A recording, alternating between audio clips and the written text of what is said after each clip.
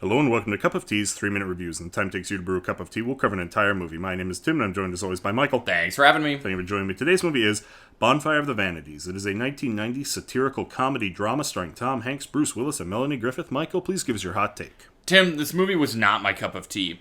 I'm honestly not sure what to think of it because there was so much going on, but I just know it didn't work for me. What about you? This movie was not my cup of tea. I think it was a fascinating diagram and how a movie can go wrong. So I think there's value there, but it's not a good movie and it's not for me. So Tim, give everybody a rundown. What's it about?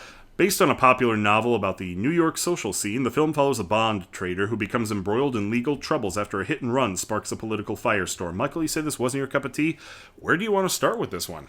The number one problem I had, Tim, was the unevenness of the movie. There were moments that were awesome, I'm all in on and I was loving, and then there were so many moments that I was bored. And that's happened in other movies, but I've never ping-ponged between those two extremes as aggressively as this movie made me do, and I didn't like that. No, this movie, from one scene to the next, you're either at 100% engagement or zero. It gives you whiplash. And one of the reasons I feel that was the case is our protagonist is weak and he's uneven. Tom Hanks plays this guy and he's dragged through the movie. There's scenes where he literally cannot talk to the police or form a sentence and talk to another human being. Yeah. And yet he's an aggressive bond trader who's doing $600 million deals and stone cold lying to a judge, just looking him in the eye and lying. Yeah. How can a character do both of those things? It feels really inconsistent, and that jarred me out often. It is really inconsistent. I think this is like the movie at war with itself about how it wants to portray its main character. Because as written, he's not a nice guy. He's a mean, selfish, bad person. But they cast Tom Hanks, and he's so nice and he's so likable. So they've written scenes where he's just an innocent guy being pulled through this awful thing, and then other scenes where he's a bad person doing bad things. And that inconsistency, I can't tell what I'm supposed to think or feel or how this movie feels about its main character. So the movie just feels adrift.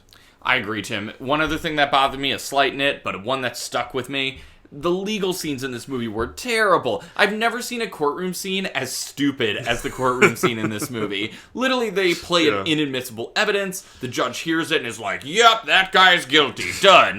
That's the end of the court scene. No court works that way, and that pulled me out of the entire scene and made it feel like a fantasy. Laughably bad. Whoever wrote this has never seen a courtroom in real life.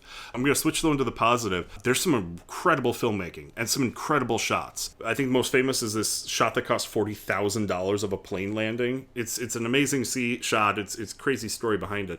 But there's some really great filmmaking in this movie. Some great angles and a scene. The way it's shot and edited is like a masterclass in how to put a scene together. But scene to scene, they don't line up and they don't work together. Each scene might be good individually, but it does not add up to anything. Certainly the filmmaking was incredible, Tim, and another thing that really worked for me was, as I mentioned, when there were high points, they were really good. The high points were engaging, they were compelling, I couldn't look away. They were too few and far between, but when they were good, they were really good. Michael, when should somebody watch this film? Tim, I don't think I can recommend this one. It was really jumbled, it was really confused.